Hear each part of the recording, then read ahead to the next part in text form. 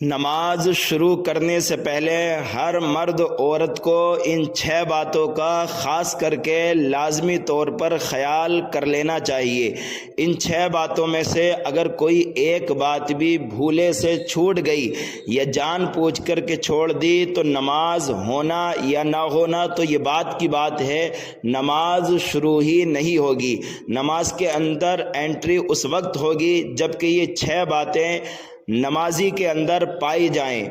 ان کو نماز کے شرائط کے نام سے جانا جاتا ہے۔ نمبر 1 طہارت، نمبر 2 ستر عورت، نمبر 3 استقبال قبلہ، نمبر 4 وقت، نمبر 5 نیت، نمبر 6 تکبیر تحریمہ۔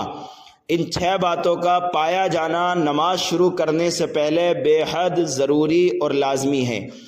آپ ان کی تھوڑی سی تفصیل جانیے۔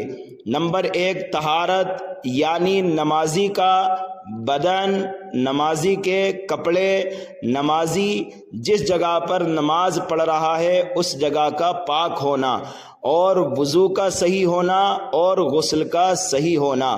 نمازی کو چاہیے کہ ان 5 چیزوں کی پاکی کا خاص خیال رکھے۔ اگر ان میں سے ایک چیز بھی ناپاک ہوئی تو پھر اس کی نماز شروع نہیں ہوگی۔ نمبر 2 ستر عورت، مرد کو چاہیے کہ ناف سے لے کر کے گھٹنے کے نیچے تک اپنے بدن کو کسی ایسے کپڑے سے چھپائے کہ اس کے بدن کی رنگت نہ دکھائی دے۔ دوسرے وقتوں میں بھی مرد کو چاہیے کہ اپنا اتنا بدن ضرور چھپائے، اور عورت کو چاہیے کہ عورت اپنے پورے بدن کو چھپائے، صرف چہرے اور ہاتھ اور پیروں کے علاوہ پورے بدن کو چھپانا ضروری ہے۔ اگر عورت نے کوئی ایسا کپڑا پہنا کہ جس سے اس کے جسم کی رنگت دکھائی دیتی ہے، یا ایسا دوپٹہ اوڑھ کر کے نماز پڑھی جس سے اس کے بالوں کی سیاہی دکھائی دیتی ہے، تو پھر اس کی نماز نہیں ہوگی۔ نمبر 3 استقبال قبلہ، چاہے آپ سفر میں ہوں یا حضر میں ہوں، قبلے کی طرف کو منہ کر کے نماز پڑھنا